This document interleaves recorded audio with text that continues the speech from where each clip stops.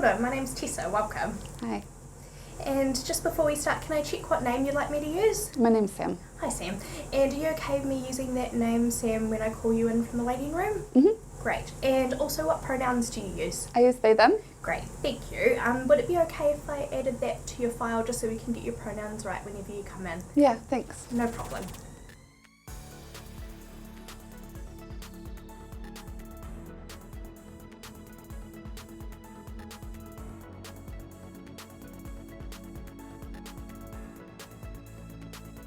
Kia ora, Jessica. How are you doing today? My name's actually James. Oh, I'm so sorry. Is it okay if I put a note on your file just so I can make sure we get that right? Yeah, thanks. No problem. So how can I help today, James?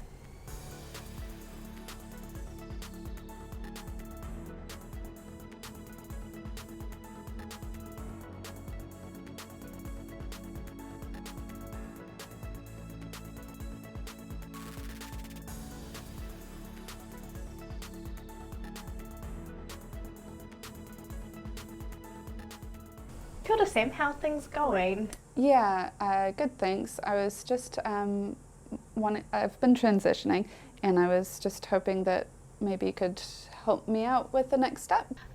So tell me a little bit about what you've been looking into and what you see the next steps being and how I can help you with those. Yeah, well, I was hoping maybe to get onto hormones, like masculinizing stuff, and I just wanted more information about that. Yeah, that's right. For sure, absolutely.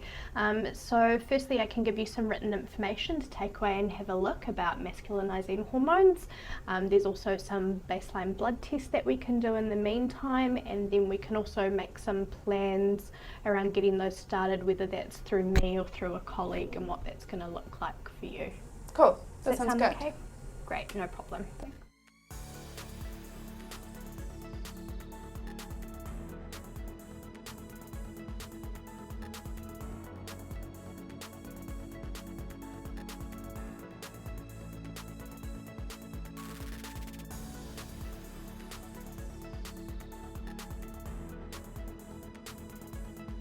Is there anything else you'd like to talk about today?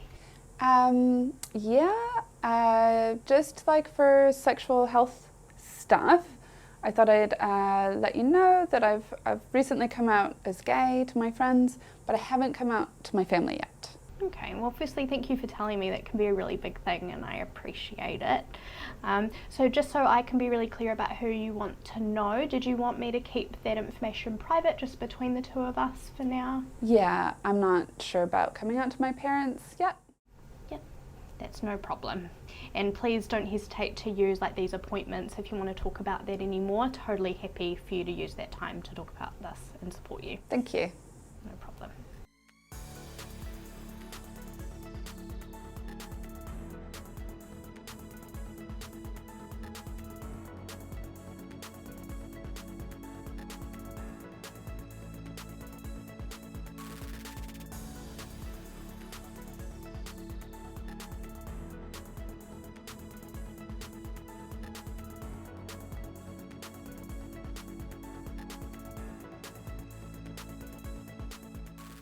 Kia ora, Charlie. My name's Tessa. I use she, her pronouns. I'm one of the nurses working today. How can I help? I've actually come in for an STI check.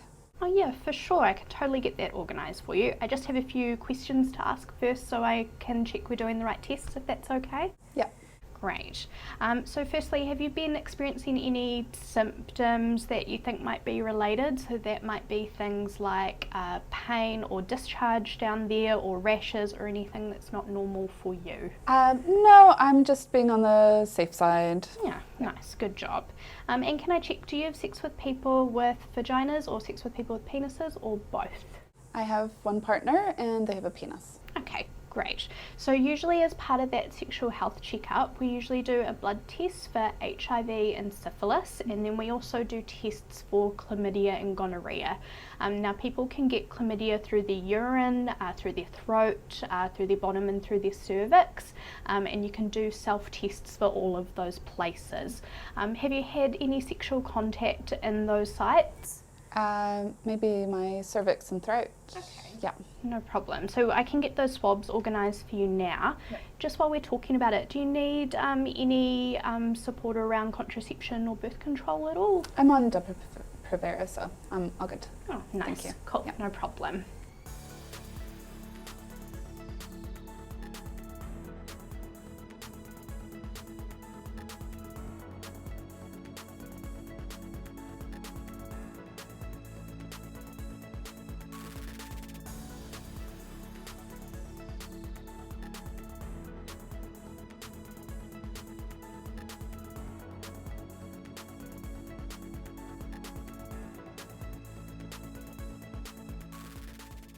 So there's something else I just wanted to talk about while you're here. I do notice from your notes that you're overdue for a cervical smear. Is it all right if we talk about that? Yep.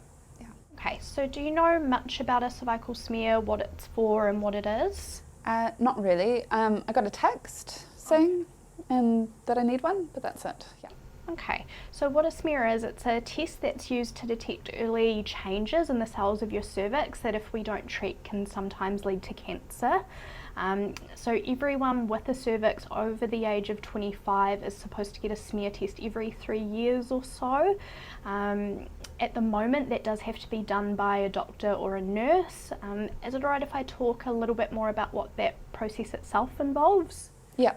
Okay, so before we start talking, is there any language that you like me to use when I'm talking about your body or your genitals that makes you more comfy? I use the term frontal. Yep, sure, no problem. So what the test involves is us inserting something called a speculum into your front hole that allows us to have a wee look at your cervix, and then what we do is take a swab with a really soft brush to get some cells from your cervix, okay? It's not painful. It can just sometimes be a little bit strange or uncomfortable, and there's lots of things that we can do to make that process easier for you. How does that sound? Sounds really awful.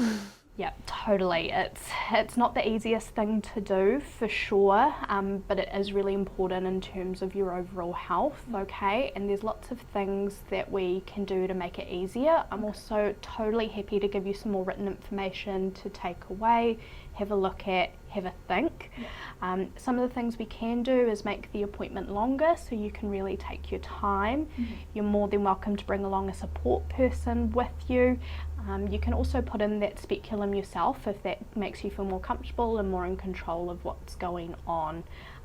We also know that being on testosterone can make down there quite dry, so we use lots of lubrication. There's also some cream that we can give you to use for 2 weeks prior just to make that a little bit more comfortable for you as well.